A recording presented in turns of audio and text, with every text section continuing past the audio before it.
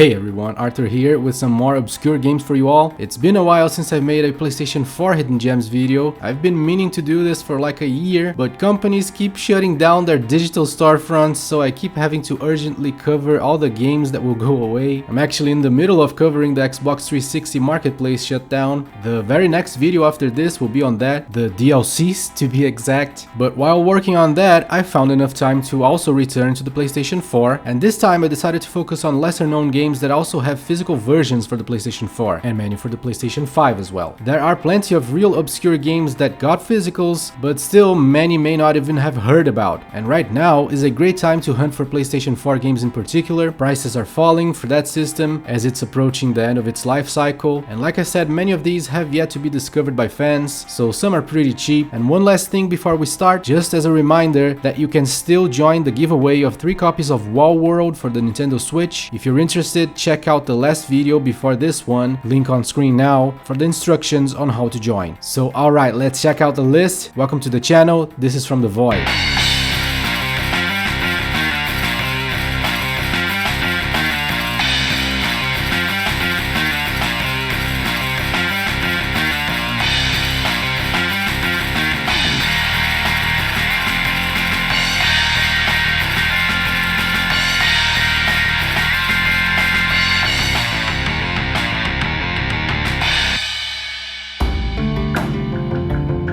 This time I want to start with such a treasure of a game that hasn't received nearly as much praise as it deserves: Tales of Iron.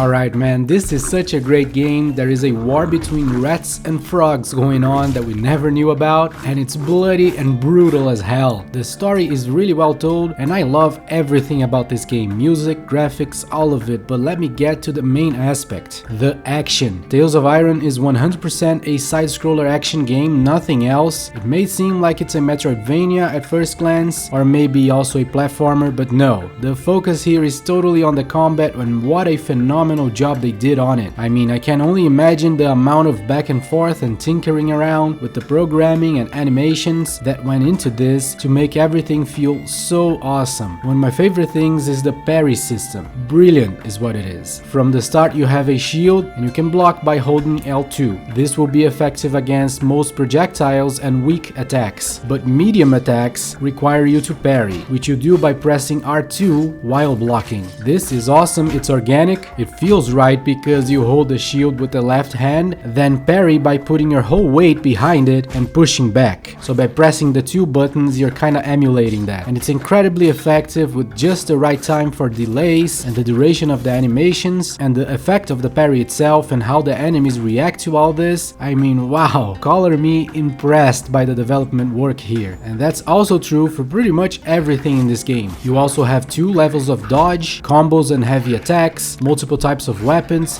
so many kinds of equipments that alter the look of your character. The healing system is also great. You have to keep drinking beer by holding L1 to fill your health progressively, so you need to find the right time during the fights to do that. The enemies are varied, boss fights are formidable. So yeah, altogether we have a 10 out of 10 fluid, dynamic and exhilarating combat here. I love it to bits, needless to say. Highest recommendation for Tales of Iron, pick it up. It has physicals for a bunch of consoles including PlayStations 4 and 5, so pick your favorite. And digitally it gets really cheap whenever it goes on discount, really big discounts.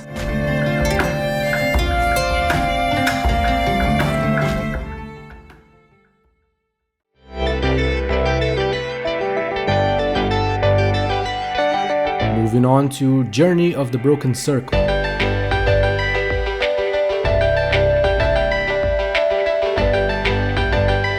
This is a delightful platformer where you control Circle, who is missing a part to be whole. It runs across several other characters that could fit in his broken part, and you unite with them that way. Kinda weird, but amusing, and each one provides a different platforming skill to increment the gameplay. Sticky here sticks to walls. This other one moves along grass surfaces, ignoring gravity, and several more. However, every character has its own personality, including Circle, who wants to see the world, so it's always moving forward. Sticky, on the other hand, wants to literally and figuratively set roots in a place it likes. So the couple eventually realizes that they are not a match, and then split up, and Circle continues on. So this game is, like the developer said, a game about falling in and out of love. The whole thing is a metaphor for human relationships, but in a light and subtle way, which I found very enjoyable. The platforming is not too hard nor too easy, a perfect balance to appeal to a lot of people. So yeah, this is a solid game, a shame it never received its due fame. It's also very inexpensive nowadays, but this game never made the jump to the PlayStation 5, unfortunately. It has a physical and it's a PlayStation 4 exclusive.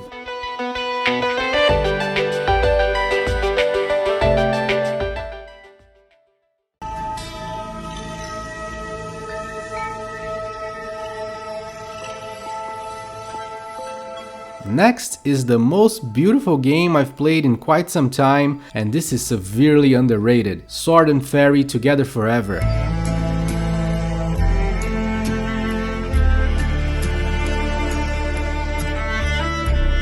This is the 7th and most recent entry in a long-running series from Taiwanese developers, but I'm pretty sure that this is the first entry to make it to the West officially. The series is revered on that side of the world, and this entry is no exception. We're looking at a remarkable game here. Sword and Fairy is an action RPG. It does also have some hack and slash feel to the combat. It's, needless to say, a gorgeous game with a lot of cinematic cutscenes, and I miss these, okay? Why don't we have more games like this? You know, the Azura's Wrath experience. Where did that go? Taiwan, apparently. So I'm delighted I found this game. I love the Chinese mythology for the story. Their culture and even the language are refreshing and inspiring to me. I love it. And the combat is easy to pick up, loads of fun all the way through, and surprisingly deep, with you having access to several characters, each one with interesting peculiarities. The main girl, for instance, has a pet owl-eagle hybrid with some magical abilities. The RPG stuff is enjoyable. You have a bunch of equipment,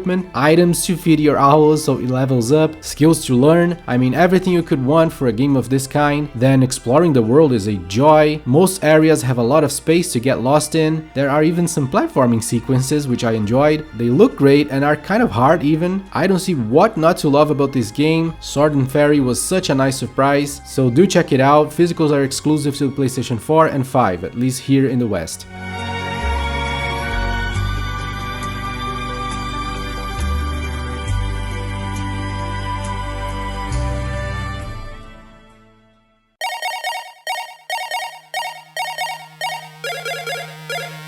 This next one is a trip to a past that I didn't even live, and still I enjoyed the heck out of this game. Boshers DX.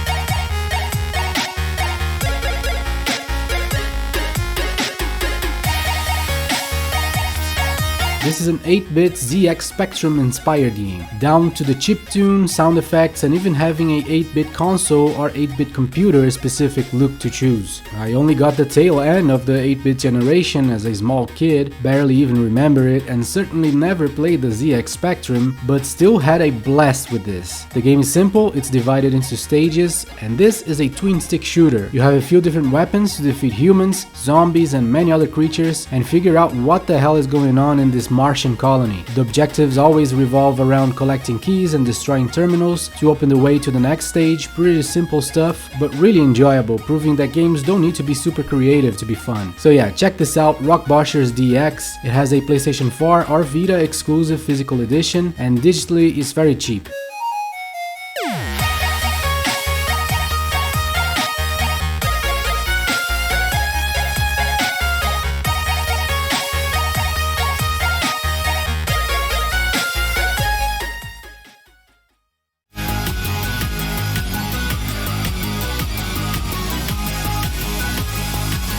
Alright, moving on to Matterfall.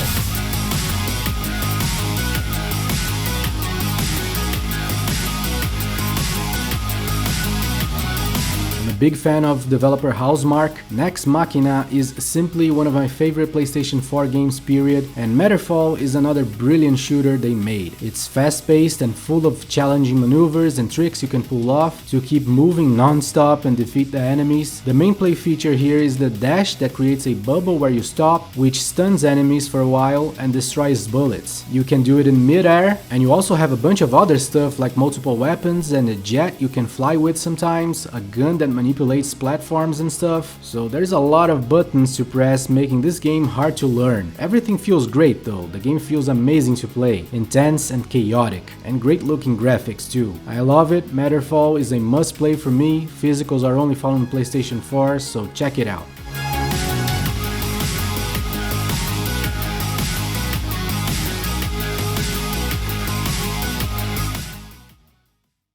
Next is underrated, unusual, crazy and stylish Pato box.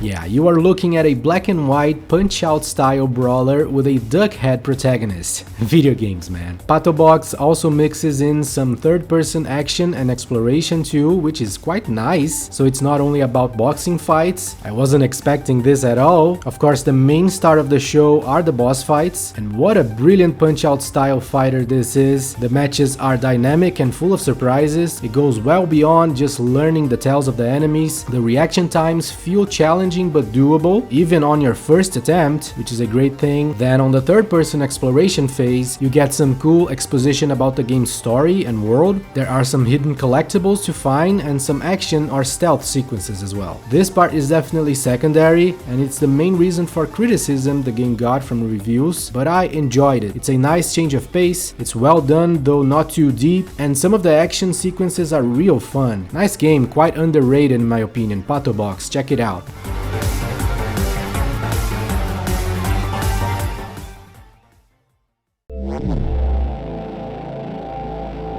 And next is the magnificent Eternal Cylinder.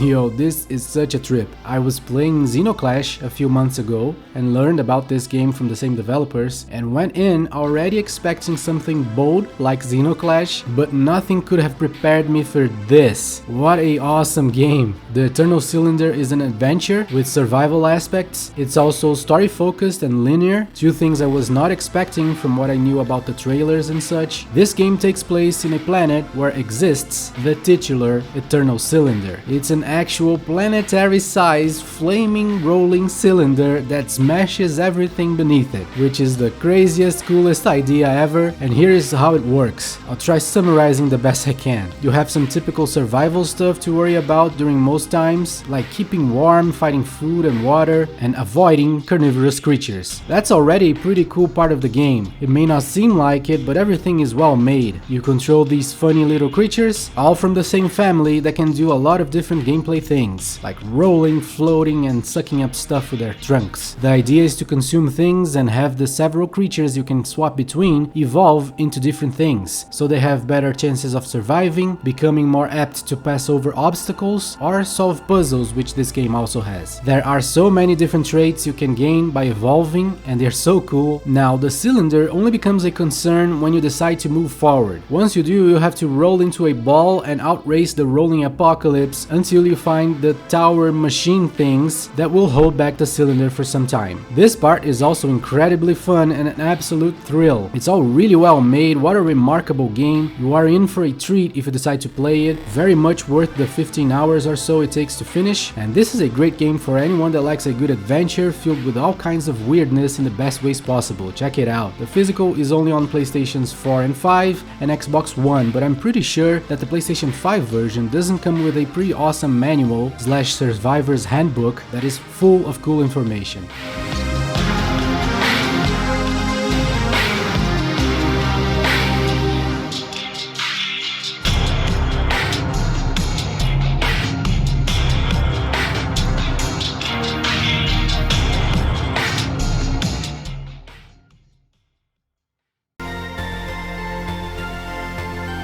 Following up with Evan's Remains.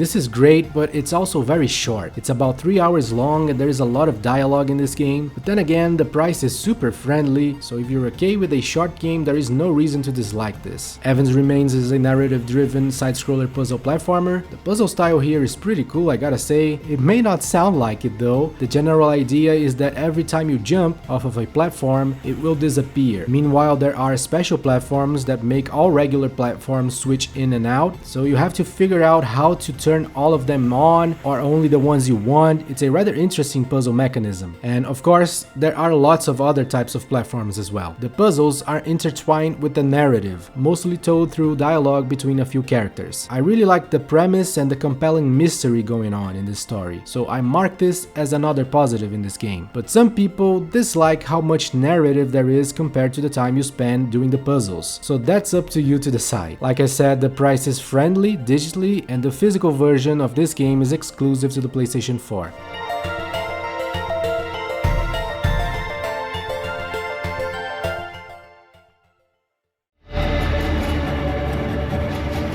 Moving on to Gylt. This one is pretty cool and unexpected. Gylt is a third-person stealth game through and through. I'm happy to feature one of those, not too many games of this kind around. And this one is excellent. You follow the story of a girl in search of her cousin who's been missing for weeks, and things quickly take a turn for the weird as the whole town is emptied out in the blink of an eye and dark freakish monsters are roaming about now. And right then you spot the cousin, so you're tracking her and avoiding the monsters. The game has a great pace. I love the designs of the creatures. They're even kinda scary sometimes. You have to avoid them at first, but later you can flash them with a concentrated beam of light to kill the things. You have to aim for the orange spots on their skin. The catch is that you run out of batteries, so you can't really count on wiping out every single one of these guys. You have to rely on stealth tactics at some point. It's a great balance they struck that way. There is some slight puzzle solving and exploration here too. The game is very enjoyable, not too short or too long. Gylt is alright. Physicals are available for PlayStations 4 and 5 and Switch.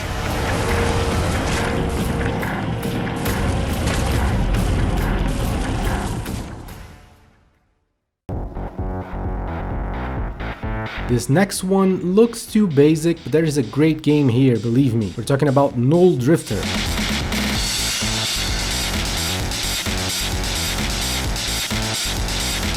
Yeah, Null Drifter even calls itself a 1-bit game, which fits. The graphics are beyond simple, and I highly advise turning off the screen shake in the options, which felt way too much for me, and I bet for most people too. But gameplay-wise, this is a very solid and enjoyable game. It's a one-screen shoot-'em-up with rogue elements. Basic rogue elements like everything in this game. It's mostly just randomized enemies, bosses, and power-ups. The progression you carry is in the form of permanent upgrades to your health, damage, rate of fire, bullet count, spread, and dash cooldown. So there's a lot to improve by spending your coins earned by defeating enemies. The objective is to reach level 20, which is a borderline impossible feat, but on the way there you will be enjoying yourself a lot if you like a good arcadey shooter and can withstand the very basic aesthetic. The game is fittingly inexpensive and there are physicals for it, believe it or not, for the PlayStation 4 exclusively though.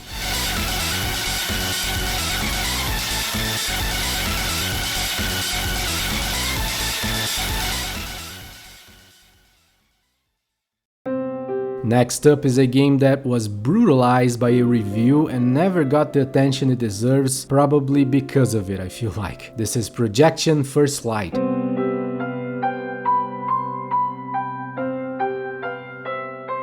The first review you see if you Google this game is a 4 out of 10 score from Nintendo Life, which I really disagree with, and most others do too, cause this game got mostly 8s and 7s, so let's start with what everyone agrees with. This game is undoubtedly quite artful. I love the marionette characters and the whole aesthetic of Projection. The story is also quite interesting, told without any words, but with some lovely puppetry work. The highlight, however, goes to the platforming gameplay that revolves around shadow manipulation. With the left stick, you control the girl, while with the right one, you control the little light ball that floats. You can move it anywhere and create shadows to, for example, extend the size of a platform. It's dynamic too. You sometimes have to move the light and create a sort of elevator of shadows. It's pretty interesting. And this is where Nintendo Life had issues. It harshly complains about how the shadow mechanism is broken. I understand where they come from. Moving the shadows can abruptly cause some unintentional consequences, but that's how shadows behave. If there is a sudden movement in the light source, there will be also a sudden change in the shadows. It's natural, and they did a terrific job at programming the light and shadows behavior in this game, so that you have full freedom to place your light source anywhere you want, and in a way that the shadows feel believable too. So the game expects the player to be careful with how they move the light, so in my view, I see no issues with this. It's definitely a complex and intricate mechanism, but that's also what I like about it. So yeah, if you only like smooth mechanisms in your platformers, this will not be for you, but I don't think it's enough reason to give it a score of 4 out of 10. But anyways, I really like Projection, you may also too. It's found physically only on the PlayStation 4 and digitally gets some great discounts.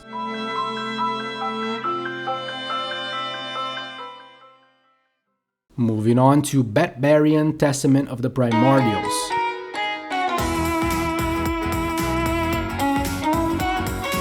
Batbarian is a metroidvania and a real great one too. As per the name, you are a barbarian with a pet bat following you along, and it's a glowing bat. His light unlocks all manner of doors and switches around the dungeon, but you don't control it directly. You need to throw some fruit that it likes to guide him. It reminds me of a boy and his blob in a sense. You have several types of fruit, with the regular one having him chase it, eat it immediately and return. Others have other effects, like making him stick to walls for a time, while you do other things. This gameplay is hard to explain. It's rather dynamic and used in many clever ways with great level design and clearly made with a lot of care. It's quite excellent, and I think this game is really obscure, so try this one out if you're into metroidvanias with some puzzle mechanisms in place too. The physicals from Red Art Games for the PlayStation 4 are the only way to have this physically.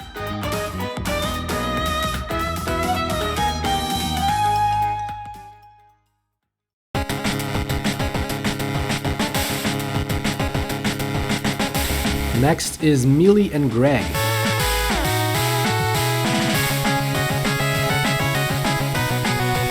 This is a precision platformer and a pretty solid one. It's clearly inspired on Super Meat Boy, but the graphics, style and gameplay have a personality of their own. Like most games of this kind, this is hard as nails. Each stage is tiny, just one screen, but some of the platforming tasks you will have to perform are beyond challenging. The controls are responsive and fluid, which are the most important things to get right in this kind of game. The music is 8-bit inspired and so are the graphics. I like them both. I also like how deviously more challenging are some of the collectibles to reach, and that's it. There isn't a lot to say about Milli and Greg. You get exactly what you see on this one, just a lot of precision platforming fun for fans. It's the cheapest on the list for $3.99 digitally, and it's physically exclusive to the PlayStation 4.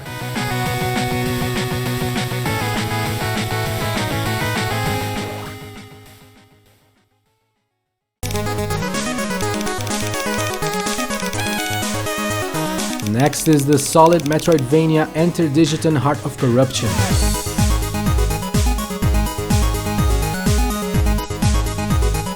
If you like VVV, you may also like this one, cause both are more platformer inclined metroidvanias with a minimalistic graphical style and solid controls. VVV is a masterpiece though, and this is not, so the equivalence is only about gameplay and graphics, not level of quality, alright? But where that game is a 10, this is an 8 to me, pretty solid. In Enter Digiton, you control a guy in a vast metroidvania looking map where exploration plays a big role and platforming an even bigger one. Enemies are not a focus at all, there are few of them and they don't pose much of a threat. The combat is much stronger on boss fights though, those are tough and pretty cool. I really like the platforming here with the long dash and some other interesting skills you unlock. The hidden collectibles are a joy to find and reach, and the boss fights are pretty cool like I said. So if you're okay with a platforming focused metroidvania and the simple graphics, Enter Digiton dude. The physical is PlayStation 4 only and it's super cheap digitally. Next we have a rather divisive game. This is an action hack and slash with similarities to Persona, even though the genre is not the same. It's certainly flawed and will not appeal to several gaming tastes, but for the right person this is amusing, entertaining, and a great multi-layered game. We're talking about Eternights.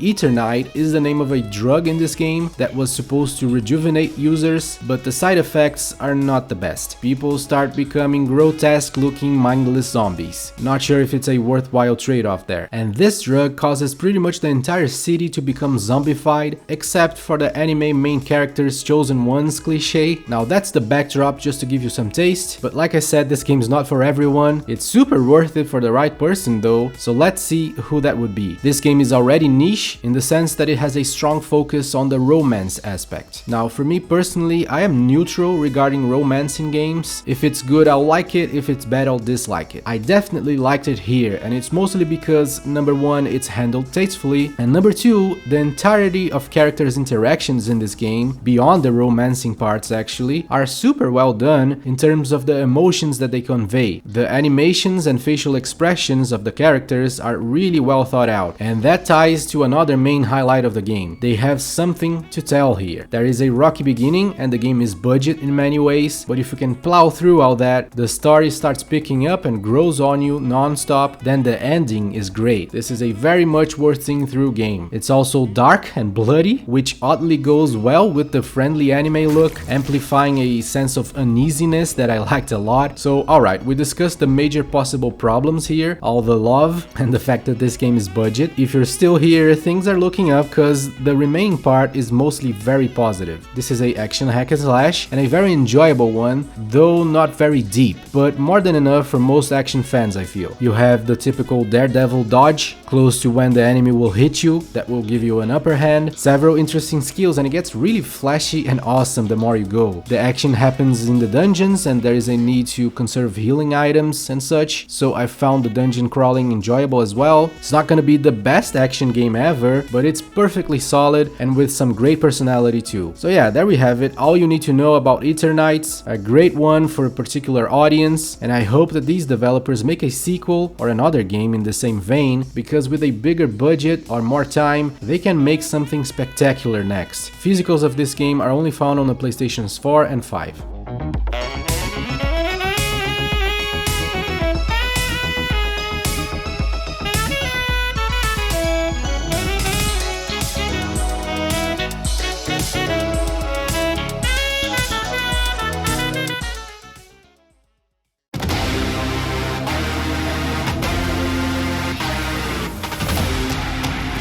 Next we move on to the bonus section. Here I place a few games that I want to feature but don't really fit the list for any given reason, so we're looking at 2 more games beyond the official 15 here. The first one is actually only on the PlayStation 5, so that's why it's here. This is the Mobius Machine. If you have a PlayStation 5 though, pick this one up because it's such a great and challenging traditional style metroidvania, and by traditional I mean the Metroid style. Alien world with creepy grotesque creatures, vast and interesting map to explore, full of interconnected areas, loads of secrets. This is a great solid game of its kind. It also looks and sounds awesome. Next we have one that is more of a curiosity than anything, quite curious in fact. This is Future Unfolding. This is a beautiful game, look at it, but playing it is rather boring, unfortunately. So that's why it's in the bonus section. Only a small percentage of players will appreciate it. You have to be really into aimless, 100% handhold free exploration to like this. The game never gives you the slightest hint if you're going the right way or if you cleared an area, nothing. Which for me is kinda anxiety inducing, but others may enjoy it. The game looks amazing too, right? What a striking art style and perspective. Other than exploring the vast wilderness, you also do some slight puzzles, mostly around figuring out how to use some of the animals to progress, and it's all a fever dream by the way, completely surreal. The sheep create a teleportation bubble that you can use to remove obstacles, rabbits become a different kind of grass that can distract some aggressive animals, and a few others more. But much more than doing those things, you will be exploring, so be ready for a lot of walking and running around. Future Unfolding has a PlayStation 4 physical from Limited Run, and that's the only physical of this game.